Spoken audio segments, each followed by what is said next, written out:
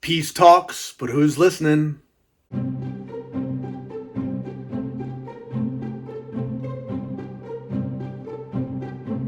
Hello, everybody. Thank you for joining me. I do truly appreciate it. Today, I want to talk about a book from Subterranean Press, author Jim Butcher, character Harry Dresden, wizard, and it is called Peace Talks. And here's some cool things about this book, Peace Talks. It is the 16th installment of the Harry Dresden Files. And I jumped on the Harry Dresden Files very late in my collecting career. But I do want to show you, I was able at some point eventually to grab the first Subterranean Press limited edition version of the first book in the series, Stormfront. And I was glad to be able to get it. Copy number 498, signed by the author. A book that I really felt like I had to have for my collection. So I was very excited to be able to add that one in.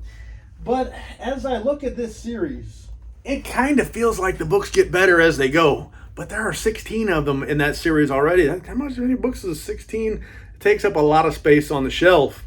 And I think I read that Jim Butcher plans on doing 25. And I'm assuming that won't include the novellas and things like that and collections and all that kind of stuff that accompanies it. So on decision-making process, space and all that stuff, I decided, well, I'm going to read the whole series, and I'm sure I'm going to love the whole series. I'm going to read them all, every last one, every bit, because I dig it, man. I don't think I'm going to commit to a 25-book Subterranean Press numbered edition collection. And the fact that I've started so late in the process of collecting them, these early editions go very, very high. And I've got the first one, but looking at the prices that the second and third and fourth are on the secondary market, I'm not sure. That's a big dollar, mucho dinero investment that I'm not sure I'm willing to partake in. And then you add into that 25 books plus all the other stuff. How much real estate does that take up on a shelf? So I'll be a big fan, but I'm not going to collect them all. But I kind of am in a bind. When they come up for sale on Subterranean Press and I get the emails saying, hey, you bought one, you want the next one? I've got this disease. It's hard for me to not mash them buttons and get the next one coming. Well, I did that with Peace Talks, but who's listening? Peace Talks. And the friendly neighborhood mail lady has delivered the mail. So this one I ordered on November the 8th of 2022. It is now August. Right now, today, it's August 2 of 2023. So the book is in, and that's enough a-doing. So let's open it up, take a look, and see how she looks. As with all of them, it features Vincent Chung artwork. And one of the interesting things about this one, I find it interesting anyway, is when it was first announced by Subterranean Press, and it was on Facebook, I think, they also put up a picture of the cover. And one of the things I noticed, now I kind of thought it was cool, I really didn't have a problem with it, but a lot of people panned it hard. They said that artwork looks like, fill in the blank, unattractive. And here's what it looked like. I saved it.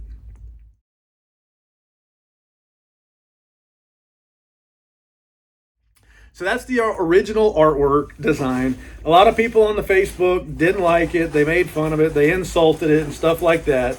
Even goes as far as to say they were going to pass on it and all of those things. Kind of unfair, but it's people's opinions. Social media, you talk. You say stuff, whether you like stuff or not. So I got no troubles with that. But the folks at Subterranean Press made an adjustment. They made a change. They said, okay. They checked the temperature of the room. And with Vincent Chung, they ended up getting, I think they commissioned new cover artwork for it. So I think it was something else created. And I'm about to show you what it ended up looking like. But as always with Subterranean Press, they put it in an oversized box, stuffed full of stuff. It was in a bubble envelope, and then they went farther, something they started doing in the last year or two, putting these padded protectors over the corners, just extra steps to make sure that when I get my book in the mail, it's about as likely as it can possibly be that it's going to be in tip-top shape. So thank you, Subterranean Press. Thank you for the effort Thank you for the investment. Thank you for caring about getting me my junk in adequate condition. And this one comes with a bookmark, which advertises a couple of Lawrence Bloch books that I did pre-order, and I can't wait to have in my collection right there as well. The Burglar Who Met Frederick Brown, a Lawrence Bloch, Bernie Roddenberry burglar mystery, as well as the autobiography of Matthew Scudder, a noir type detective that is another series that I do truly love. So I dig the bookmark, and on the back it says, "Quotes from the warehouse. A book once had to be rejected because it actually got blood on it from cutting someone. We decided it was safer to shred it since it had tasted human flesh." Nice touches. I like it. And then they put books on the back. Really makes it something I feel like I need to keep, which is nice. But let me get these little plastic corners off here, open it up, and show you what they settled on for dust jacket artwork. Book number 16 in the Harry Dresden files. So Harry Dresden, I don't want to go all day into it, but Harry Dresden is a wizard in essentially modern day Chicago, which is neat, man. So he's solving crimes, he's working as a detective, he's doing wizarding stuff, and he's got all sorts of people coming after him, monsters coming after him, wizards coming after him, all sorts of stuff going on. And each book is fun. It's what I don't know what I would call it, but I would call it like a fun sci-fi, fantasy, modern detective, blah, all kinds of cool stuff, but a whole lot of fun. And you can look it up and find out all sorts of stuff. But here's the dust jacket artwork that they did settle on.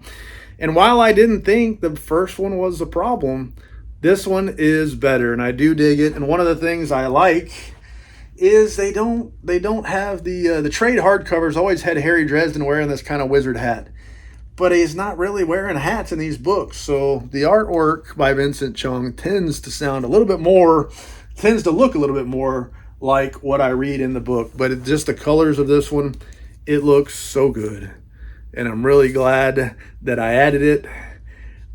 While I did say I don't think I'm going to try to swing the whole set, I got quite a few of them now, and I really don't know what I'm doing. I don't know. Am I going to keep all of these and just live with holes in the set?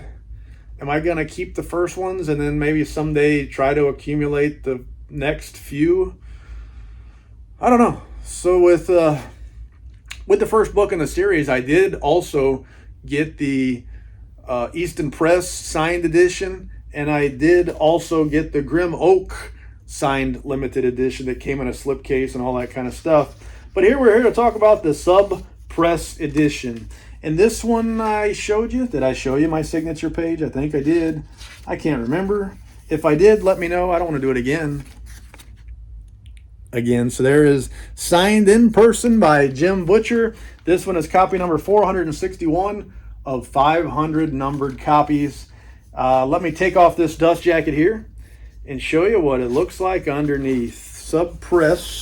Subterranean Press does very often use these cloth boards, beautiful color, hot foil stamped spine, and a quality Smith's own binding. And it does look good. It feels like quality. This book cost $125 plus shipping. Published price, what I paid for it back in November of last year. I read that there were Vincent Chung interior illustrations, but I honestly have no idea how many there are. It's not always a guarantee what interior illustrations actually means. But I'm going to flip through and see what I can find for you. There is one of them that is black and white, and it does look cool. What else is there?